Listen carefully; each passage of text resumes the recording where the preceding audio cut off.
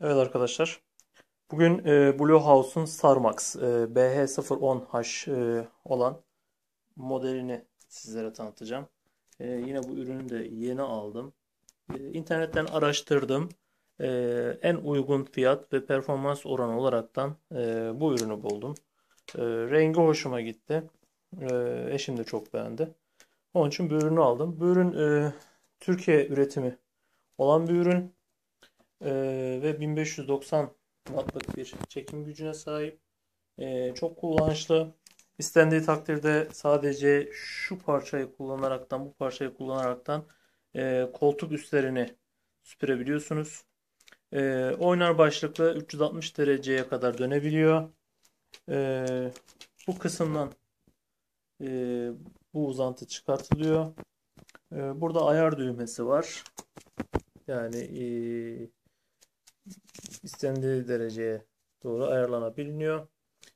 Burada da açma kapama, toz torbasının açma kapama kısmını gösteren kısmı var.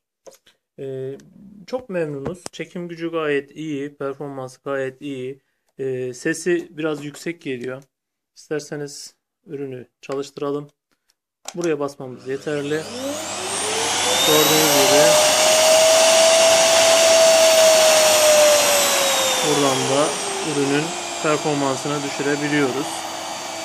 Yüksek performansta nasıl bir tepki verecek bakalım. Yani gördüğünüz gibi kaldırabilecek kadar güce sahip alıyor kısmını.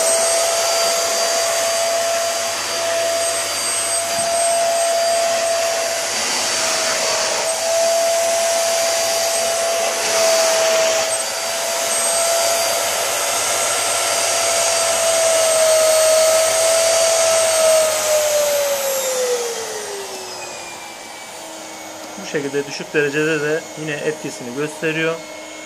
Ürün gayet kullanışlı. Yani bir erkek olarak ben bile süpürge yapmayı artık seviyorum. O kadarını söyleyeyim sizlere. Yani almayı düşünen arkadaşlar için umarım faydası olur. Evinize renk katar. E, Yani yabancı menşeili fiyatı yüksek olan ürünlerdense yine yerli malı olan ve kullanışlı olan bu ürünü tercih edebilirsiniz. Ben izlediğiniz için teşekkür ediyorum. Umarım videomu beğenirsiniz. Size faydası olur. Çok teşekkürler.